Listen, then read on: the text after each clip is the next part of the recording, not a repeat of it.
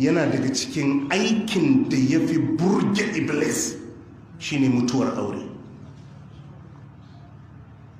Yana daga cikin aikin da shaidanu suke yi wadda ya fi girma a wajen shaidan shine kashe aure, saboda ya san bala'in da kashe aure yake da shi.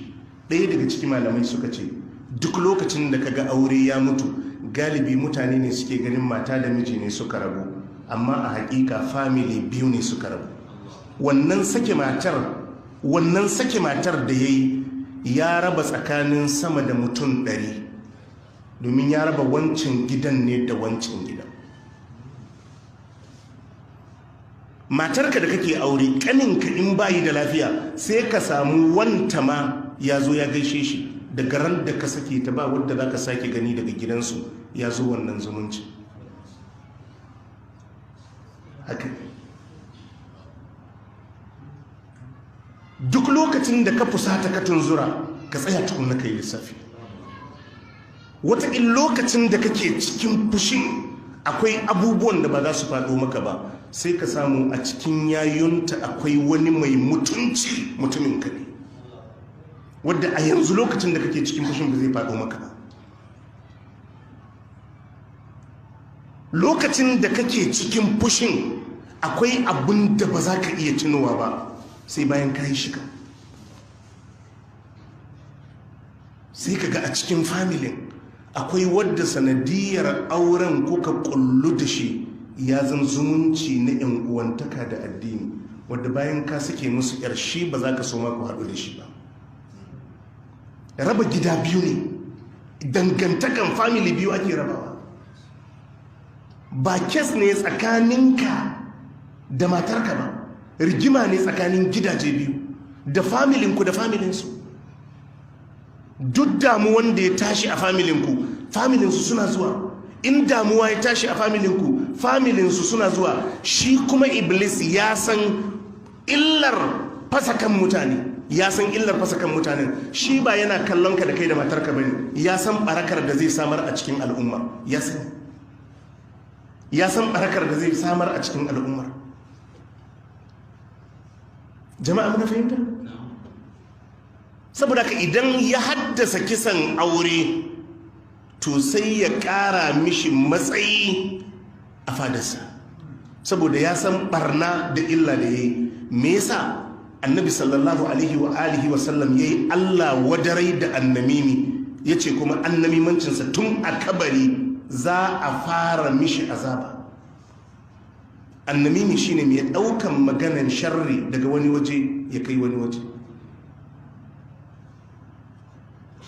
Haka yadda kake ganin gamunan a zaune, ga malam Usman ga malam Mahmud, idan wani abu ya tashi waɗannan hatta iyalansa za su je su yi zumunci a wajen iyalan wannan. In daga ran da ka ɗauki wata mummunar magana ka gaya ma wannan ya faɗa, in ka raba tsakaninsu ba ka haɗa su rigima ba ne, ka raba hatta 'ya'yansu, har 'ya'yansu ka yanke zumunci tsakaninsu.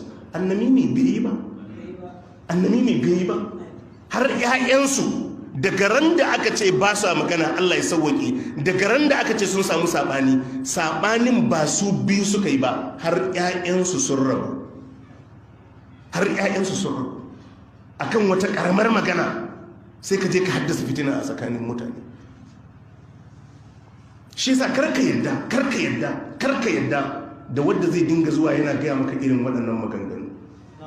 Wai wane ya zage ka, ya soke ka, ya yi kaza. Ko ba a gaya ma ba, dama ka san ana zagin ka.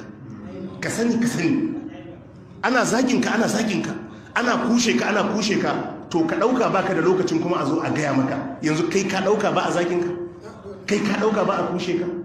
Karka yadda ka bude kofa, kana zaune lafiya sai wani ya zo ya ce to ai wani ya ce kaza, daga inda ya gaya maka ya ɗaga maka hankali. Yanzu wanda ya zage ka ne ya cuce ka, ko wannan munafikin da ya zo ya gaya maka. Haka ne. Ko malaman addini da yawa akwai wadda suka bude wannan kofan a dinga zuwa ana kawo musu labarbaru.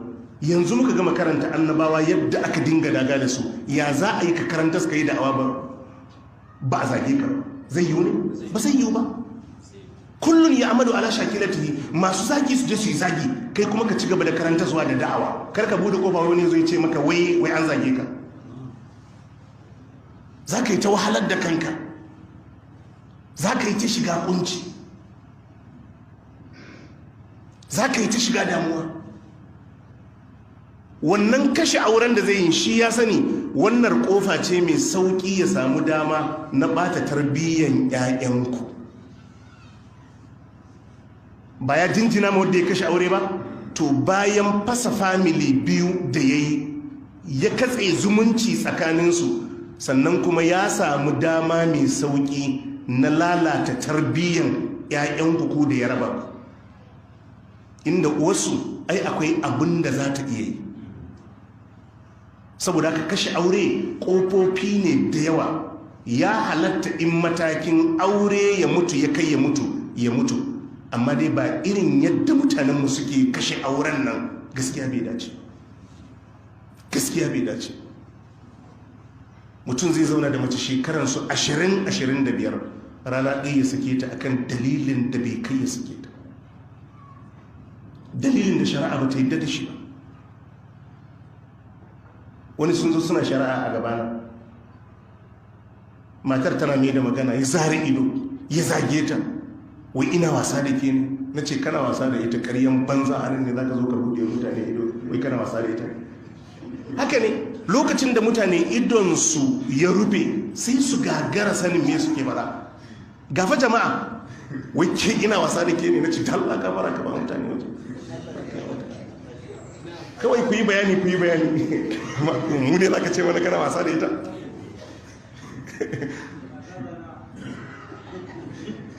Saboda haka dai akwai barna da yawa a cikin mutuwan aure, musamman mutuwan auren da babu dalili na shari'a a cikinsa. Idan aure ya kai mataki na shari'a ya mutu, babu laifi ya mutu. Jama'a mun fahimta? To haka yake baza tawago